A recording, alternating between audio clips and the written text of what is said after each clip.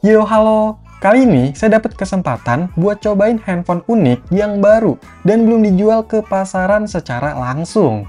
Ya, jadi ini adalah UniHertz Titan 2. Merek UniHertz ini memang dari dulu suka bikin handphone yang unik ya. Dan kalau lihat dari seri-seri Titan, itu identik dengan keypad fisik. Misalnya di Titan Pocket yang pernah dibahas. Nah, gimana untuk yang Titan 2 ini? Oke, biar nggak makin penasarin, langsung aja di unboxing. Di dalamnya, pertama ada unit dari handphonenya. Wih, udah agak kelihatan nih modelnya ke arah mana. Tapi bentar ya, ditaruh dulu. Lanjut, ada kertas-kertas, yaitu user guide atau panduannya yang berbahasa Inggris. Dan ada garansi internasionalnya juga nih. Terus dapat adaptor atau chargernya, yang kelihatannya gede gini ya. Udah Type-C lubangnya. Fast charger outputnya maksimal di 12 volt 2,75 ampere atau 33 watt. Mantap. Ini apaan ya? Item-item nggak tahu dah. Terus dapat kabel data yang Type-C to Type-C dengan kabel yang cukup tebal juga nih. Oh, ini masih ada isinya, yaitu SIM ejector yang modelnya biasa kayak gini sih. Udah nggak ada apa-apa lagi ya. Jadi inilah isi box dari UniHertz Titan 2. Lanjut, cek unitnya. Widih, kayaknya menarik nih. Kesan pertama saya pas pegang dan lihat handphone ini, rasanya ngotak banget. Mulai dari bentuk handphonenya, layarnya, tombol-tombol, sisinya yang flat, sampai ke frame kameranya. Itu bener-bener kotak yang tegas gitu loh garisnya. Tapi secara build quality-nya ini masih oke ya. Kerasa premium, frame-nya pakai metal, bagian belakangnya ini ada tekstur kulit jeruk gitu, tapi sebenarnya bahan plastik ya. Finishingnya doff, dan kayaknya baru ada varian warna hitam gini deh. Kelihatannya cukup simple dan aneh lah ya. Secara dimensi memang ini lebih ke lebar, karena nggak terlalu panjang. Tapi cukup tebel dan bobotnya lumayan nih, sekitar 235 gram. Mungkin ukurannya ini kayak semacam buku catatan kecil gitu, atau si pasport yang jadinya bikin nostalgia sama bebe. Nanti bakal dibandingin juga deh. Ada plastik nih, dikletek ae. Untuk bagian depannya ini ada layar 4,5 inch, udah kepasang pelindung ya. Terus atasnya ada kamera 32 megapiksel, earpiece, sensor, tulisan UniHertz, dan bawahnya ini ada keypadnya. Untuk bagian sisi kanannya ada tombol pengatur volume dan power yang sekaligus fingerprint scanner. Di sisi bawah ada lubang speaker, USB Type-C, mikrofon, dan SIM tray yang modelnya kayak gini. Ada slot nano SIM 1 dan 2 aja. Terus di sisi kirinya ada dua tombol programmable key yang bisa diatur gitu. Kalau di sisi atasnya ini ada secondary mikrofon dan infrared blaster. Untuk bagian belakangnya di sini ada frame kotak yang lumayan gede, di mana isinya ada kamera utama 50 megapiksel dan telefoto 8 megapiksel. Terus ada lampu flash dan ini ternyata ada layar keduanya berukuran 2 inch. Wah, mantap nih ada dua layar ya. Dan ini ada tulisan UniHertz lagi yang di emboss gitu. Ini baru dilihat dari luarnya aja udah banyak hal uniknya ya. Nah, gimana isinya? Oke, coba dinyalain. Semoga bisa nyala. Yes, nyala!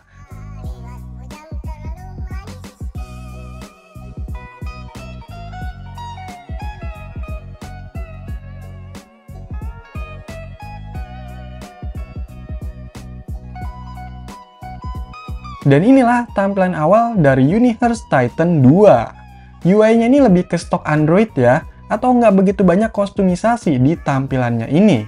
Kalau fitur-fiturnya mungkin adalah beberapa yang ditambahin nih. Dan untuk aplikasi bawaannya nggak begitu banyak, paling dari rombongannya Google dan beberapa dari bawaan sistem UniHertz-nya, yang nggak bisa langsung di-uninstall ya dari bawaannya. Kalau cek di setelan tentang ponsel, handphone ini pakai OS Android 15 dengan patch keamanan 5 Mei 2025. Masih baru-baru ya. Dan dari infonya pun direncanakan bisa dapat update setidaknya sampai Android 17 katanya. Setelah saya pakai sih baru dapat satu update kecil nih.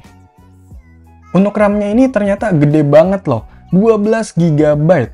Yang udah kepake sekitar 3,6 GB. Jadi sisanya sekitar 8,4 GB. Mantap nih. Sedangkan untuk internalnya udah kepake sekitar 14 GB dari total 256 GB. Tapi kalau dari infonya yang bakal dijual ke pasaran itu, internalnya jadi 512 GB. Makin lega lagi tuh, walaupun nggak bisa ditambah micro SD ya. Nah, seperti yang saya bilang tadi, Universe Titan 2 ini belum dijual ke pasaran, tapi udah dimulai proyek pendanaannya di Kickstarter. Itu harganya mulai dari 270-an US dollar atau sekitar 4 jutaan rupiah. Kalau mau pesen duluan juga udah bisa sih, cuma harus sabar banget ya. Oktober baru dikirim katanya. Dan untuk info lebih lanjutnya bisa cek link di deskripsi ya. Oke, lanjut. Yang bikin penasaran juga jeroan dari handphone ini ya. Dan setelah saya cek, ternyata handphone ini gokil juga speknya. Dia pakai MediaTek Dimensity 7300, octa-core 2,6 GHz, RAM-nya 12 GB, internal 512 GB, GPU-nya Mali G615MC2, layarnya 4,5 inch 1440p, jaringannya udah 5G, baterainya 5050 mAh, dan OS-nya Android 15. Handphone modelan begini dikasih spek segitu udah wah banget menurut saya. Soalnya dari sisi performanya pun nggak dikasih ala kadarnya. Ini saya benchmark pakai Antutu V10, skornya bisa dapat 725 ribuan. Dan untuk kecepatan storage-nya pun bisa dapat di kisaran 1,9 GB per detik untuk bacanya. Dan 1,6 GB per detik untuk tulisnya. Kenceng banget ya, karena udah pakai UFS 3.1. Terus untuk sensornya juga tetap dikasih giroskop. Sensor cahaya dan kompas juga ada. Fingerprint scannernya ada, masih lumayan kenceng nih responnya. Terus untuk radio FM di handphone ini masih ada, GPS ada, NFC juga disediain, bahkan ear blaster juga ada. Buat jadi remote bisa nih, lumayan kan? Tapi sayangnya jack audio nggak ada, dan lampu notifikasi juga absen. By the way, buat yang nanya sinyal, ini aman ya, muncul dan jaringannya juga ada. Cuma di tempat saya emang belum ada 5G-nya nih. Selain itu, untuk fitur-fitur lainnya juga tetap ada. Misalkan mobile management buat hapus sampah, blok dan kunci aplikasi, bikin tempat tersembunyi buat umpetin file. Terus ada game mode, toolbox buat aktivitas pengukuran, gesture, dan shortcut dari tombol-tombolnya ini bisa banyak diatur. Misalkan programmable key ini buat nyalain layar belakang atau jalanin app dan lain-lain. Tombol huruf juga bisa disetting, misalkan huruf W buat buka WhatsApp, tombol Fn buat ke home, dan lain sebagainya ya. Untuk keypadnya ini bisa dijadiin buat scroll juga. Jadi kalau pas lagi ngetik, itu nggak perlu pindah ke layar buat scrollnya. Tinggal geser aja lewat keypadnya ini. By the way, untuk tombolnya ini bentuknya kotak-kotak juga, cukup besar, ada backlightnya. Untuk feel-nya tactile, lumayan kedengeran juga buat ngetik, tapi yang saya rasa kayak beda-beda ya. Ada yang lumayan empuk, ada juga yang sedikit keras. Terus dari segi layout harus sedikit adaptasi, karena kagok dari penempatan spasinya, tombol Fn, Alt, Shift yang ada di paling atas. Dan udah pasti kalau ngetik atau pas sekedar mainin handphone ini tuh otomatis pakai dua tangan, karena bentuknya yang gede, lebar, flat, dan lumayan berat. Apalagi di tangan yang tergolong kecil. Saya rasa kenyamanan dalam penggunaan handphone itu agak kurang ya.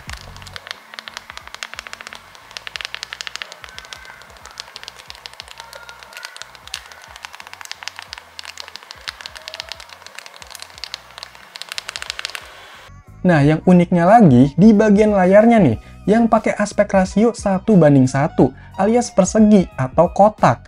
Untuk panelnya sih saya nggak dapet infonya, tapi untuk sudut pandangnya masih baik, warnanya juga oke lah, dan brightness-nya cukup terang. Untuk multitouch-nya ini ternyata bisa sampai 10 sentuhan sekaligus ya. Bahkan untuk resolusi layarnya juga 1440p, jadi kerasa tajam lah gambarnya. Nah, untuk layar bagian belakangnya ini malah nggak kotak, dan ujungnya malah rounded. Kayaknya pakai rasio 4:3 deh. Ukurannya 2 inch, udah berwarna, tapi sudut pandangnya terbatas. Ini bisa dinyalain dengan ketuk 2 kali, atau pakai tombol yang udah di-set, atau pas ada notif masuk juga bisa nyala. Untuk navigasinya pakai touchscreen dan gesture swipe buat kembali atau keluarnya.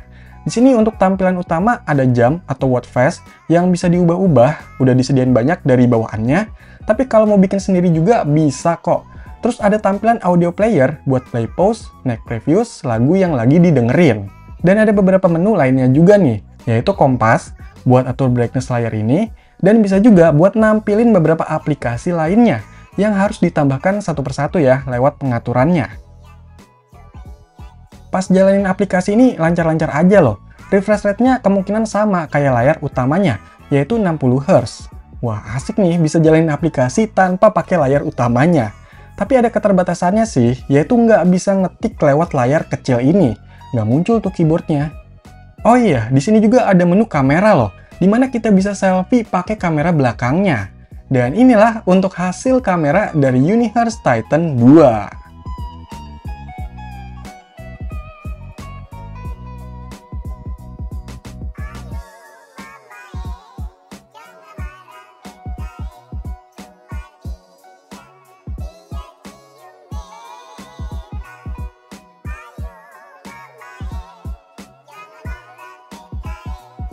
Oke, jadi ini adalah hasil perekaman video dari handphone UniHurst Titan 2. Ini saya rekam pakai settingan bawaannya dengan resolusi di 1440 x 1440 untuk videonya.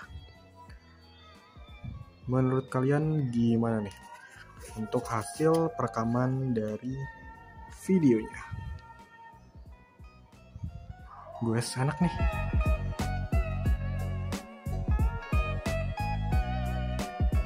Untuk performanya, saya rasa ini udah sangat-sangat lumayan buat handphone dengan model yang nggak wajar kayak gini. Apalagi didukung dengan kapasitas memori yang besar, jadi makin puas dan makin lancar lah mau jalanin banyak aplikasi juga. Mungkin kurangnya itu dioptimalisasi dari setiap tampilan aplikasi di layar kotak kayak gini. Tapi kalau buat baca teks atau tabel gitu, ini malah lebih enak ya. Begitupun pas saya coba buat main game nih. Memang bisa lancar ya, sekelas Mobile Legends bisa grafik rata kanan ultra. Tapi tampilannya kecil, jadi susah, dan kadang ada error gitu. Terus pas main berasa kayak agak curang ya, soalnya jadi luas banget pandangannya. Kalau buat main game emulator, ini bisa jadi keunggulan, karena bisa mapping tombol dari keypadnya ini.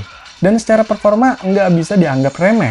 Mau main game PSP sekelas God of War atau PS2 juga masih bisa digas. Kalau untuk baterainya ini bisa jadi keunggulan. Soalnya 5050 mAh ini termasuk gede dan awet ya.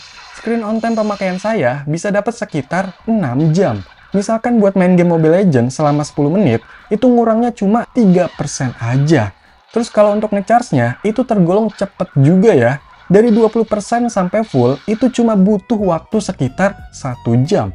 Oh iya, untuk keluaran suara speaker di handphone ini memang kedengerannya kenceng ya. Dan untuk kualitasnya menurut saya oke aja sih. Nggak begitu spesial, tapi nggak jelek juga.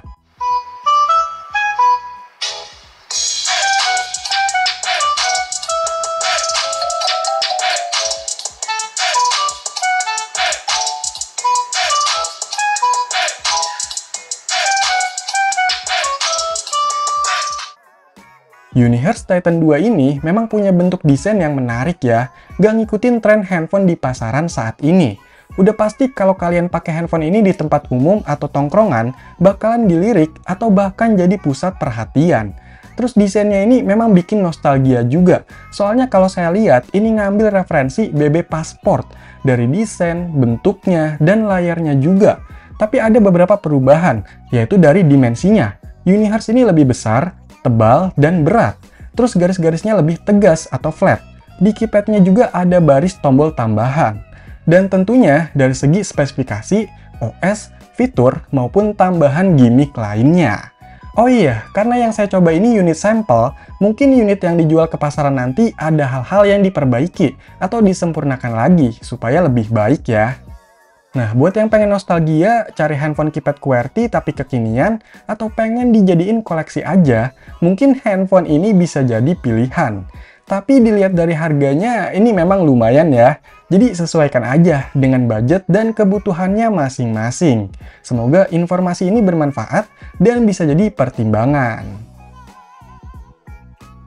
Oke, jadi itulah handphone unik keypad QWERTY mirip BB Passport tapi kekinian dengan spek yang mantap, yaitu UniHurst Titan 2. Silahkan dikomentarin, like, share, dan subscribe channel ini. Terima kasih.